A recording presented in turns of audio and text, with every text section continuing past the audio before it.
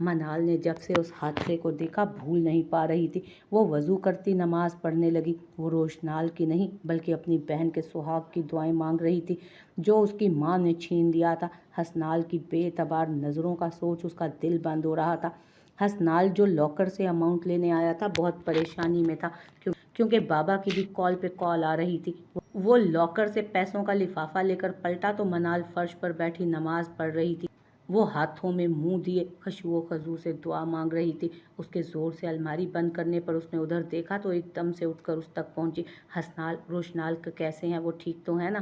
اس تک پہنچتے اس نے بے تابی سے پوچھا۔ ہاں، صحیح سلامت لے آئے ہیں، کچھ نہیں ہوا ان کو۔ کیا ہونا تھا؟ بس ایک گولی ہی تو لگی ہے۔ ڈاکٹر نے چیک کیا اور بھیج دیا۔ ساتھ میں یہ بھی کہنا نہیں بھولے کہ آپ پاگل ہیں، اتنی چھوٹی سی تو گولی لگی ہے، ہاسپٹل لے کر آگے خواہ میں انہیں۔ وہ اتنے چپتے لہجے میں طنز کر گیا کہ منال پل بھر کے لیے خاموش ہوئی۔ پلیز صحیح بتاؤ نا حسنال، مجھے ٹینشن ہو رہی ہے۔ میں تمہیں کب سے سچائی بتانا چاہتی تھی، تمہیں رازدار رکھنا چاہتی تھی۔ ٹینشن؟ اور منال بک کو جو صرف ٹینشن دینا جانتی ہے، اسے لوگوں کے دلوں سے کھیل کر، ان کی زندگیوں سے کھیل کر ٹینشن ہو رہی ہے؟ تم اور تمہاری ماں خوش ہو جاؤ، اپنی جیت کی خوشیاں مناؤ۔ پہنچا دی تم نے اس معصوم لڑکی کو تکلیف۔ وہ پل پل جی رہی ہے اور پل پل مر رہی ہے۔ سچائی اب کون سی رہ گئی ہے؟ سچائی تو بتا دی ہے نا تم نے۔ اس کا ذکر اس واقعے کی طرف تھا۔ اس نے اتنی تکلیف سے کہا کہ منال نے آنکھیں بھینچ لی۔ وہ اس وقت بھائی کی تکلیف میں ٹوٹا بکھرا تھا۔ پلیز بتاؤ، کیا کہا ہے ڈاکٹر نے؟ کیا ہوا ہے؟ دعا کرو کچھ نہ ہو۔ کچھ بھی نہیں۔ وہ ایک پل کے لیے رکا۔ دعا کرو کہ تم بچ جاؤ۔ اگر میرے بھائی کو کچھ بھی ہوا تو میں تمہاری قبر اس کمرے کے اندر بناؤں گا۔ وعدہ ہے یہ حسنال بک کا تم سے، اور کسی کو کانو کان خبر بھی نہ ہوگی۔ تمہارے اس عشق و عاشقی کے چکر نے تباہ و برباد کر دیا ہے مجھے بھی۔ اس نے اتنے سخت لہجے میں کہا کہ منال پھر سے خاموش ہوئی۔ وہ یہ کہہ کر لفافہ پاکٹ میں رکھ نکلنے لگا تھا جب پھر سے منال نے اس کا بازو پکڑا۔ کاش وہ گولی مجھے لگ جاتی، سب وجہ ہی ختم ہو جاتی، میری ماں کے جینے کی وجہ ختم ہوتی۔ کاش حسنال میں وہاں ہوتی، کاش میری ماں کو میری موت کے بعد ہی احساس ہو جاتا کہ وہ غلط ہے۔ میں حرام موت کو گلے نہیں لگانا چاہتی، لیکن اپنی ماں کے عتاب کا نشانہ بن جاتی۔ اس کے اگلے لفظ حسنال بک کے دل کو بری طرح چیر کر رکھ گئے۔ وہ مڑا، اس کا ستا ہوا چہرہ، اس کی آنکھوں میں مرتی زندگی کو دیکھ وہ ساکت ہوا۔ اس کا کمزور سا ہاتھ اپنے کندھے پر دیکھ وہ چند پل کے لیے ہل نہ سکا، نہ کچھ کہنے کے قابل ہوا۔ لیکن پھر بھائی کی بند آنکھوں کا سوچ، وہ آنکھوں میں غضبناک تاثرات لیے اسے گھورنے لگا۔ واقعی تم سچ کہہ رہی ہو، کاش تم ہی مر جاتی، ہماری زندگیوں میں سکون تو آ جاتا۔ کاش اس نشانے پر تم ہوتی، سارے فساد کی جڑ ہی ختم ہو جاتی۔ لیکن تمہاری ماں اور تمہاری ایک دفعہ حوالات کی سیر تو بنتی ہے نا۔ اتنی زندگیوں کو اجاڑ کر تمہاری ماں اور تم خوش کیسے رہ لیتے ہو؟ لیکن ایک بات یاد رکھنا، تو ماں کے بیانات خاموشی سے لکھوا دینا۔ تم کہو گی کہ تم ماں بیٹی اس ساری واردات میں ملوث تھی، تمہاری تو چھوٹ میں صرف اور صرف اپنے بچے کی ماں سمجھ کر کروا دوں گا۔ اس سے زیادہ تمہاری حیثیت دو کوڑی کی ہو چکی ہے میرے آگے۔ اپنے بچے کے پیدا ہونے کا انتظار ہے، پھر تمہارے اور میرے راستے جدا۔ وہ بولا تو لہجے میں آگ بھرے شعلے تھے۔ اور میں دعا کروں گی کہ میری زندگی میں یہ وقت بہت جلد آئے، تم میری بند آنکھوں کو دیکھ کر بھی کہو کہ اٹھ جاؤ۔ لیکن کاش اس وقت میری آنکھیں نہ کھلیں، سارے فساد کی جڑ ختم ہو جائے۔ وہ شکستگی سے کہتی اسے بت بنا چھوڑ کر چلی، قرآن پاک ہاتھ میں اٹھانے چلی گئی، کیونکہ وہ جدائی کی بات کر کے اس کے جینے کی وجہ لے گیا تھا۔ وہ سر جھٹکتا، بھائی کو سوچتا، بابا کو کال کرتا روم سے نکلا۔ حسنال بک کو کاش پتا ہوتا کہ اس سے آخری ملاقات ہے تو وہ گفتگو سوچ کر کرتا۔ منال نے تو لفظوں ہی لفظوں میں سچائی باور کروانا چاہی تھی۔ اس نے کبھی نہیں سوچا تھا کہ رب نے ان کی زندگیوں میں ہجر لکھ دیا تھا جس میں ملن کا وقت مقرر نہ تھا۔ حسنال کے جانے کے بعد سمینہ بیگم جو حسنال کو گھر آتا دیکھ چھپ کر باتیں سن رہی تھی ان کی، وہ آئی تو خیریت روشنال کی معلوم کرنے تھی، لیکن اس کو حوالات والی بات کا سن کر ان کے رونگٹے کھڑے ہوئے۔ وہ کمرے میں گئیں اور ہر چیز بیگ میں ڈالی، سونا وغیرہ رکھا۔ وہ اس کے نکلنے کے بعد منال کے روم میں آئی۔ منال اٹھو، ہمیں نکلنا ہوگا۔ وہ ہڑبڑاتی ہوئی اس کے کمرے میں آئی تھی۔ کر دی میری زندگی برباد، اب بھی سکون نہیں ملا آپ کو؟ میری بہن کے تو شروع سے ہی آپ پیچھے پڑی تھی۔ وہ تقریباً ان کے قریب آتی ان کو جھنجھوڑتے ہوئے بولی، بات سنو، اس وقت جوش سے نہیں ہوش سے کام لینے کا وقت ہے۔ मेरे साथ चलोगी तुम, गोली लग गई, हो गया किस्सा तमाम। अगर वो मर गया तो पता है ना हवालात की सैर अब हम दोनों को करना पड़ेगी। साथ चलो तुम मेरे, हमारे पास बहुत कम वक्त है। वो उसको पकड़ती पहले की तरह खुदगर्ज बन गई थी।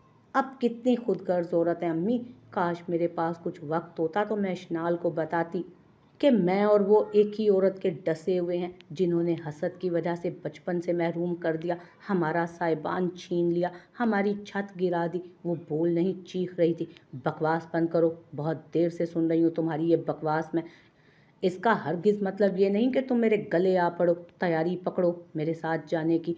वो उसे छोड़ देती, लेकिन गुस्से में आकर जो राज उसे बताए थे उन पर पर्दा डालने के लिए वो ये सब कर रही थी कि मनाल सब कुछ सच सच ना बोल दे। इसलिए वो उस पर चीख उठी, नहीं जाना आपके साथ मुझे, नहीं जाना ऐसी खुदगर्ज औरत के साथ जो रिश्तों को पामाल करती है। हर बार आपको कामयाब नहीं होने दूंगी मैं अपना घर छोड़कर कहीं नहीं जाऊंगी। हर दफ़ा मैं आपकी नहीं चलने दूंगी। आज मैं या तो खुद को मार डालूंगी या आपको। वो उठकर कोई चीज़ तलाश करती, जब समीना बेगम ने उसे बाजू से पकड़कर उसका नमाज स्टाइल का दुपट्टा उतार बेड पर फेंका और बाजू बांधे थे उसके बाजू उन्होंने बांधे तो वो चीखने लगी। एक और उसका दुपट्टा तलाश करती, वो उसका मुंह भी बांध चुकी थी। वो अफसोस महज चंद पल का था। वो फिर से ऐसे ही जालिम और सफाक बन चुकी थी। उसे बाजू से पकड़कर उठाकर अपने कमरे में लाई। बैग उठाती रात के अंधेरे में वो घर से निकली। ये भी नहीं सोचा कि रात के इस अंधेरे में अपनी और अपनी बेटी की जिंदगी अंधेर करने वाली थी, क्योंकि वो चालाक ज़रूर थी, लेकिन वो खुद भेड़ियों की जद में आने वाली थी। हैरत की बात है, किसी के लफ्ज़ों की वजह से, किसी के अमल की वजह से ज़िंदगियां बर्बाद हो जाती हैं, और यह इंसान के लिए सिर्फ चंद पल के लिए अफसोस का मकाम होता है। वो इंसान भूल जाता है कि किसी भी जी नफ्स के साथ वो जो कुछ कर रहा है मकाफाते अमल के तौर पर उसके साथ भी हो सकता है। देर ज़रूर होती है, मगर अंधेर में खुदा उसे मकाफाते अमल की चक्की में पीस के रख देता है। खुदा जालिमों की रस्सी दराज ज़रूर करता है, मगर जब वो खींचता है तो वही जालिम मुंह के बल गिरते हैं। अब उस औरत के मुंह के बल भी गिरने का वक्त आ चुका था। अशनाल ने रो रो कर आंखें सुजा ली थीं। अपनी काफ़ी ज़्यादा वक्त गुजारा था। अशनाल दुआएं मांग मांग कर बाहर निकली। समीना बेगम तस्बीह उठाए पड़ रही थी। उनकी ज़ुबान पर बस बेटे की लंबी ज़िंदगी का विर्द था। आगा जान भी दिल ही दिल में दुआएं कर रहे थे। हसनाल परेशान उंगलियों से सर को मसलता एक तरफ खड़ा था। सगीर साहब अपने मामलात में उलझे हुए थे। उनको ऐसे बैठे मजीद देर गुजरी तो वही सीनियर डॉक्टर निकले। कॉन्ग्रेचुलेशंस, आपके पेशेंट की जान अब खतरे से बाहर है, लेकिन होश में आने में अभी मज़ीद 4-5 घंटे लग सकते हैं। तो अभी हम उन्हें वार्ड में शिफ्ट कर देंगे कुछ देर में, तो तब आप बेशक देख लीजिएगा उनको। वो हसनाल के कंधे को थपकते प्रोफेशनल अंदाज में बोल वहाँ से चले गए।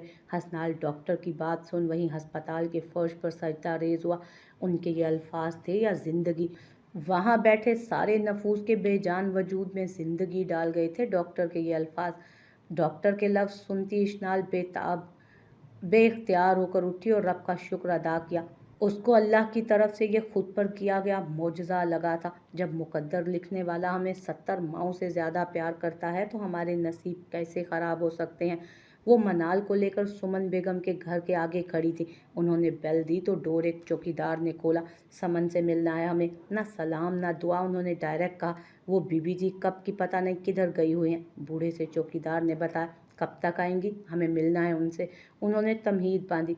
एक इंसान होने के नाते बता रहा हूँ आपको, ये इमारत, ये घर, ये नौकर चाकर सब धोखा है बीबी। एक नंबर के फराडी हैं ये लोग। आप यहाँ से चली जाएं, आपका ही फ़ायदा है इसमें। वो बूढ़ा शख्स उन्हें मुत्तला कर रहा था। मनाल उनकी बातें सुनकर सहम गए। उसे लगा कि वो उसकी बात सुनकर पलट जाएंगी, लेकिन वापस वो पलटते हैं जिनको हिदायत के रास्ते का पता हो। जिनकी आंखों पर पट्टी बंधी हो वो अंधाधुंध उसमें घुसते ही चले जाते हैं। 2 टके के नौकर, चुप रहो, ज़्यादा सलाह मशवरे ना दो मुझे, वो निहायत बदतमीज़ी से कहती अंदर की तरफ चल पड़ी। फिर चौकीदार ने कुछ नहीं कहा। वो अभी खुद नया नया आया था। किसी दोस्त ने यहाँ का रास्ता बताया। उन्हें तो यहाँ के मकीनों के लक्षण अच्छे नहीं लगे, इसलिए उन्हें खबरदार करना ज़रूरी समझा। वो उन्हें लेते हुए अंदर दाखिल हुआ था। उन्होंने घर के बाहर ही मनाल के मुंह से कपड़ा हटाकर उसके गले में डाल दिया, लेकिन हाथ जबरदस्ती अपने हाथ में पकड़ा हुआ था। वो बहुत बेबस थी। उसे अपनी माँ से इसलिए खतरा था कि वो उसके होने वाले बच्चे के साथ ना कुछ कर देती। वो बेटी तो बेबस नहीं मगर माँ बेबस जरूर बन चुकी थी। वो माँ की गिरफ्त में बैठी सोच रही थी कि काश हसनाल उसके साथ होता तो वो घर से कभी निकलने का ना सोचती। अगर माँ के साथ मजीद कुछ करती तो वो उसे इत्मीनान में ले लेती, लेकिन अब शायद वो थक चुकी थी, खुद किनारा करना चाहती थी, क्योंकि वो सबको अपनी ज़ात का यकीन दिला दिला कर थक गई थी। वो खुद से हार गई थी, इसलिए अब मज़ाहमत करना छोड़ दी थी। उसे नहीं पता था कि किस्मत ने आगे क्या लिखा है उसके मुकद्दर में। चौकीदार उनको गेस्ट रूम में बिठाकर चला गया। ये इमारत बहुत बड़ी थी, नौकर चाकर, अच्छा सा बड़ा घर। काफ़ी देर बाद एक मुलाजिम उनके सामने चाय और बिस्किट रख गया। समीना बेगम सुकून से खाने लगी। मनाल की जिंदगी उजड़ गई थी, कैसे खाती वो। उसकी सांस हलक में अटकी थी। रात के 2 बज चुके थे। समीना बेगम बैठे बैठे थक गई। बाहर से कहकों की आवाज़ आने लगी। वो सोफे से उठी। जैसे ही लाउंज में एंटर हुए, समन और वकार बाजुओं में बाजू डाले दाखिल हुए। कहकहा लगाते वो अंदर आए और बैठ गए। समीना बेगम ने झांक कर देखा जो अब लाउंज के सोफों पर बैठे थे। वो लड़का उनके साथ बैठा था। जरा जरा सी बात पर वो दोनों कहका लगाकर एक दूसरे के हाथ पर हाथ मारते। माँ बेटे के रिश्ते का तकाजा तो हरगिज ये ना था। इससे पहले वो आगे बढ़ती, लेकिन उनके अगले अल्फाज उनके ज़मीन सरकाने को काफ़ी थे पैरों तले से। वैसे सच बताऊं, वो लड़की है बहुत मासूम और शेख को पसंद भी बहुत आएगी। वो पैसे भी बहुत देगा, बस अब उसे साथ लाने का थोड़ा सा मसला है। लेकिन मेरे लहजे की मिठास में वो क्यों नहीं आएगी। दीवानी जो है मेरी, भागी भागी चली आएगी। उसने ये कहकर फिर शैतानी कहकहा लगाया। लेकर तो तुम्हें आना पड़ेगा। अगर तुम उसे नहीं लेकर आओगे तो शेख हमसे ये बंगला छीन लेगा जिसमें हम ऐश से रह रहे हैं। अब उनकी जान से प्यारी दोस्त की आवाज़ आई। ले आऊँगा डार्लिंग। तुम्हारे खूबसूरत चेहरे पर परेशानी जच नहीं रही। और याद रखो हुस्नारा, तुम्हारा धंधा तुम्हारी जान की बदौलत ही चल रहा है। मेरे आगे तो कई लड़कियां बेचने को तैयार हैं, लेकिन हुस्नारा, तुम्हारी खूबसूरती के आगे तो सब रंग फीके हैं। वो जवान लड़का उस औरत के आगे इजहार मोहब्बत कर रहा था जो उसकी दोस्त सुमन थी। वो तसव्वुर भी नहीं कर सकती थी कि सुमन, उनकी दोस्त, इतने गिरे किरदार की निकलेगी। वो खुद बहुत बुरी थी। दौलत और हसद की हवस उनमें पाई जाती थी, लेकिन किरदार उनका बहुत खरा था। उनको इन गलत कामों की लत नहीं थी। वो गेस्ट रूम से उनकी तबीयत साफ करने बाहर निकली। उनके पीछे मनाल उठी जो सोफे पर निढाल पड़ी थी। घटिया औरत, तुम इतनी घटिया हो कि मैंने सोचा भी ना था। वो उनके करीब आती चीख उठी। मनाल को कुछ समझ नहीं आई। सिमी यार तुम। उन दोनों की आंखें तो हैरत से फटने को थी। वो एकदम उठ खड़े हुए। आवारा बाजारू औरत, गिरे और नीच किरदार की औरत, लोगों की जिंदगियां तबाह करते तुम्हें शर्म नहीं आती।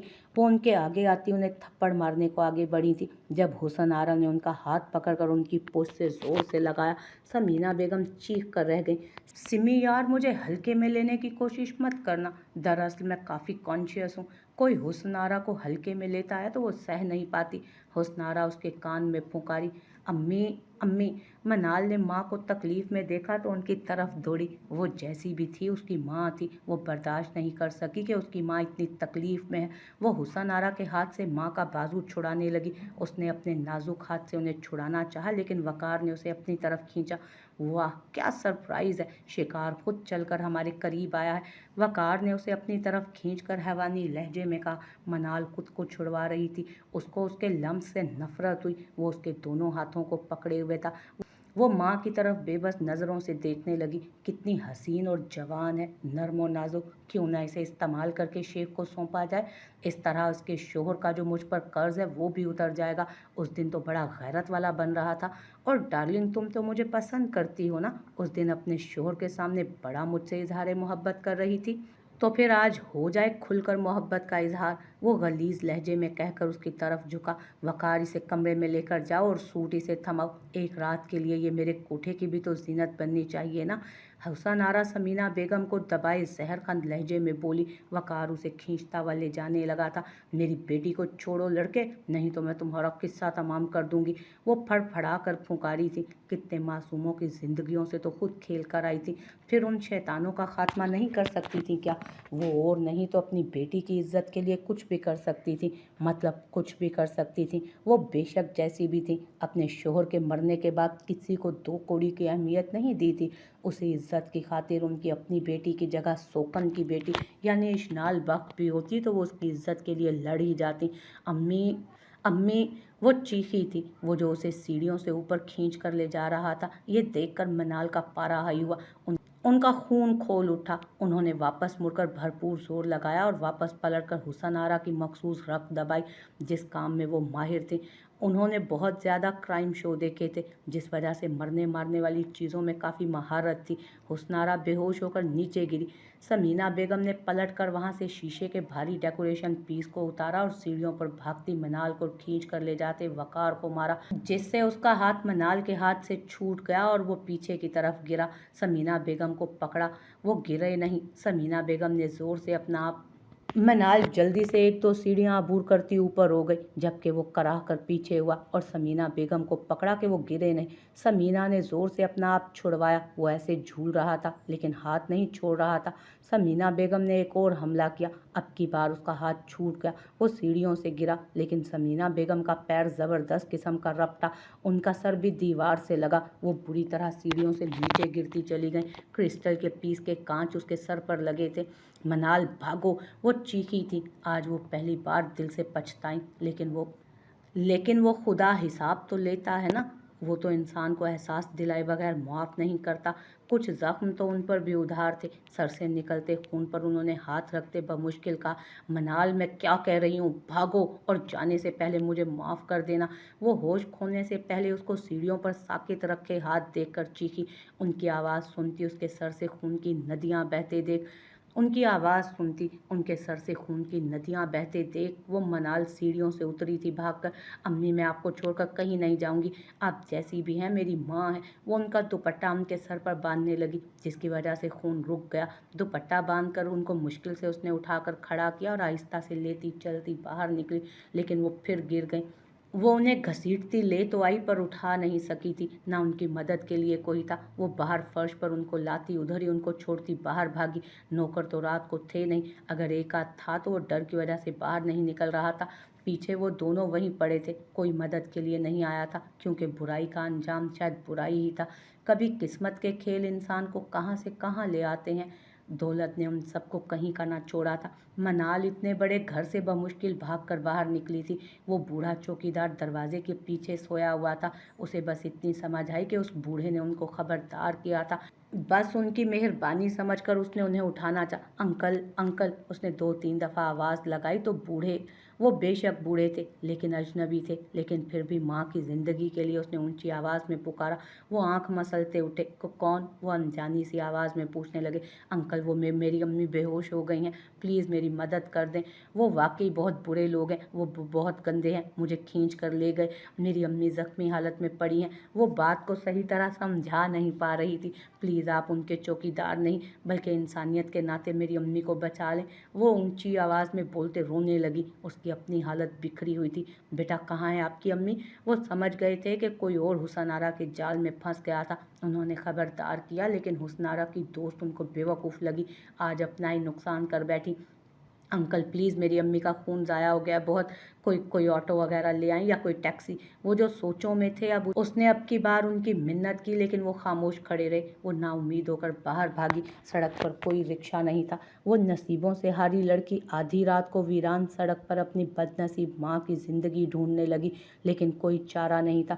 फिर मायूस होकर अंदर आई। जब चौकीदार बाहर आया, बेटे मैं तुम्हारी मदद करूँगा, अंदर चलो। वो उसे कहते गोया हुए जो टूटी बिखरी सी थी। वो ये कहते उसे अंदर ले आए। फिर उन्होंने उस ड्राइवर की तरफ देखा जो हुसन आरा का था।